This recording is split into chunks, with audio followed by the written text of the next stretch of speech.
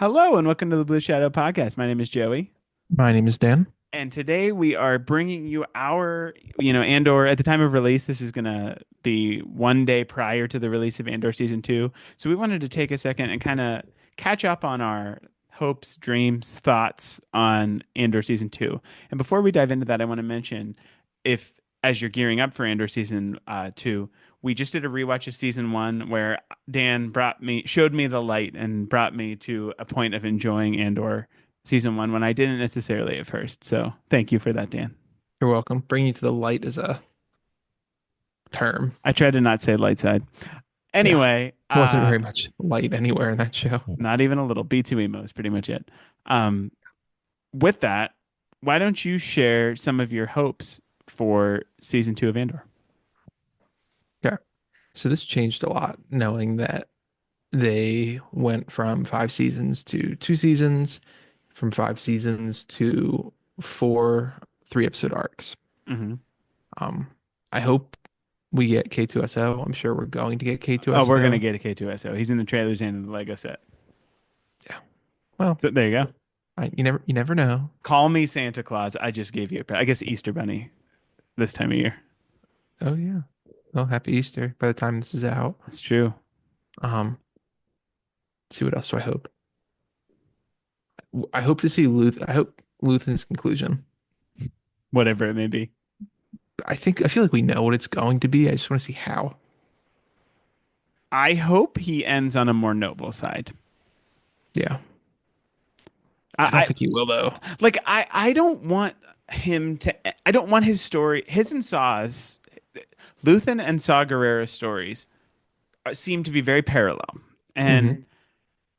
I guess Saw's ending would be he helps and then sacrifices himself. Would you say that's kind of Yeah. the spark notes? Do you think Luthen's going to do something crazy and then die, or do you think he's going to do something helpful and then die I think he's going to do something that most people would consider bad and then for the die. greater for the I'm doing air quotes again for the greater good? Correct. Going back to his little speech, he gave up the sunlight. He gave up the hope. Mhm. He's going to go out in a blaze of glory, whatever that's going to be. Do you think he ends up on Yavin? No. I don't either. I I don't think he'd be caught dead in Yavin. Which I think is again part of the problem, Yeah. because as we learned from all of our previous Rebel, particularly Star Wars Rebels, that highlights the how they need to band together to be successful. Um, can I throw a hope out there?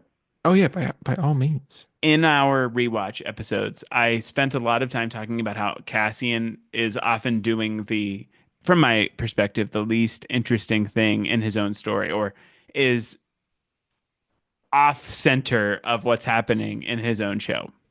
And as we've talked about, that's kind of the point. And I hope in this season we see Cassian kind of take on a more active role in the events of the story. I mean, we saw in the trailer, one of the trailers, him stealing a TIE fighter. So I feel like you're going to get that. I completely agree.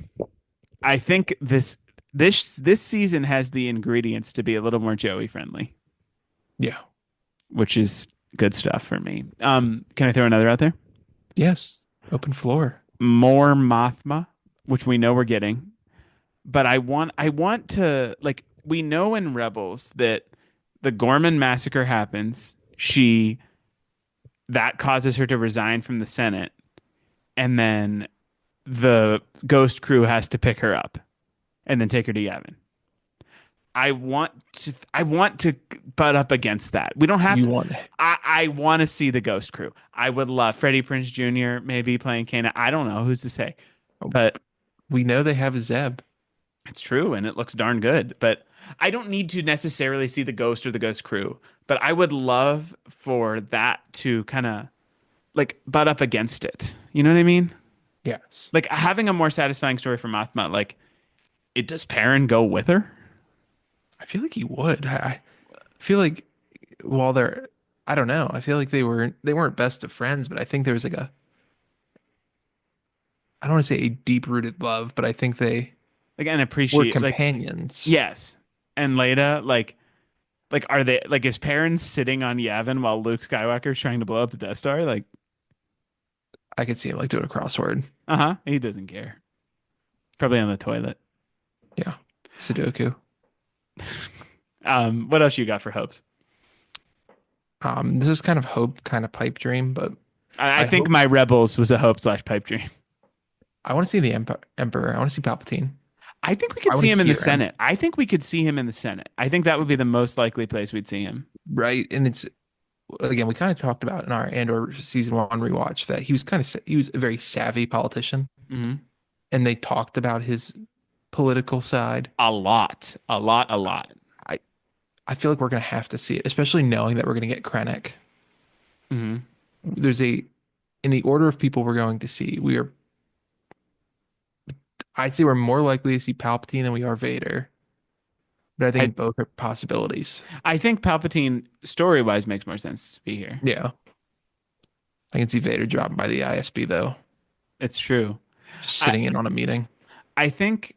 Can I throw another hope out there? Yeah, I want a satisfying resolution to whatever Dedra and Cyril have going on. marriage. I don't know what that looks like. I have no like I think a lot of times why fans get upset about stories is that it's not what they want. So I always approach it as let's see what you got for me. But I don't know. I have no ideas. So No, like she's either gonna kill him in that closet or could I give a pipe dream? yeah. I want a scene that's Cyril and Edie Karn at that table with Dedra there. Oh my God. You think Dedra would eat cereal with the blue milk? I don't. I think she would maybe to be kind, but I don't think she'd be happy about it. Like this is like I'm now pitching a Star Wars comedy in the middle of Andor, so I don't necessarily think that's going to happen. But Little sitcom. seriously, Edie Karn, I want to learn who Uncle Arlo is. Who's not really an uncle. Is it someone important? Is kind of my like Has to be. as a Star Wars fan, he's spoken about in such a way that makes you think he's important. He has to be important.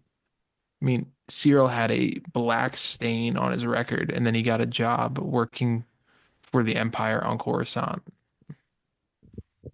He has to have some pull. What if it's Luthen? I crossed my mind, but that wouldn't make any sense unless Luthen is Like, truly unhinged. I don't think it is, but It I did definitely like it crossed my mind. it could definitely be somebody that we know. Hmm. From Andor specifically. Yeah, I don't know. that's Admiral Yularen.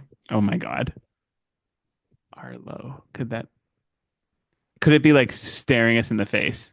Could it be the dude, the head of the ISB? Isn't that Yularen? No. Well, That he's other the, guy, the that other guy, head. the guy Yeah. with the funny haircut, the founding father haircut. Yeah. Okay, maybe I feel like that would make the most sense. that would be interesting. Any other hopes or pipe dreams you want to discuss? Hmm. Do you think we'll see Galen Erso at all? Let me think. I think we could see him with Krennic. Yes, I think that's kind of like the connections are my last hope and pipe dream. So we can kind of roll that in here. Rogue One connections, I think, would be important. And I saw a quote from Tony Gilroy that said we wanted more of them, but we had scheduling conflicts. So I think there's going to be some. And I want Yavin connections, whether it's my precious Ghost crew or Leia, or I guess Leia would have to be at a very specific time. I don't think that'd happen, but Yeah, probably like not. I want to feel like we have went from Ferrix, where we didn't know anyone, to now we're at the center of the main story of Star Wars. You Whether know it's what people, places, vehicles. Go ahead. Mhm. Do you think we get? Oh my goodness, I'm Bail Organa. I think that makes a I butt think ton of sense. unfortunately, I think he might be one of the scheduling conflicts. That would suck. But But I can see him and Mon rolling up to Yavin. uh-huh. And he has been on Yavin before from Rogue One, but he got disintegrated on Ultron. Well, That won't yeah, happen in this show, but no, because I mean the events of Rogue One happened before Alderaan. I mean, he's yeah, no, no, no. I'm saying like we know he's been to Yavin, so it would make yeah. sense for that to be a place for him to be. So yeah, I think that's just kind of like we could go down this rabbit hole of all the characters we'd love to see, but then we get our hopes up. I mean, we I, can walk it I, back to maybe we'll get Obi-Wan sure, why not? I if think Maul's alive. I'm excited No, about Maul's dead. Krennic. Maul technically would be alive here because that season 4 of Rebels is like a year before through very close to Rogue One. I think Maul would still be alive for some of this, but I don't think Maul's coming back for this. I don't think so either. But I'm excited for Krennic. I'm excited to see, you know, how he interacts with our Imperial characters from season 1. Overall, I think we can kind of roll this now into our, you know, overall kind of like I'm just excited to see what happens. As someone who went into the first season with kind of a negative mindset, I am glad we did our rewatch because I'm very excited to see what comes next. Yeah, I'm excited for season two. There's a lot that can go on, and depending on how they want to do it, I mean, they can really do a Star Wars fan's dream. I mean, can you imagine Thrawn rolling out? That would be crazy, but I know it's crazy, but in this time, I think making use of some of the Mandalorian era cast, whether it's Rebels, and Thrawn, they're like under contract. I, Like it could be you a good have, way to tie things in.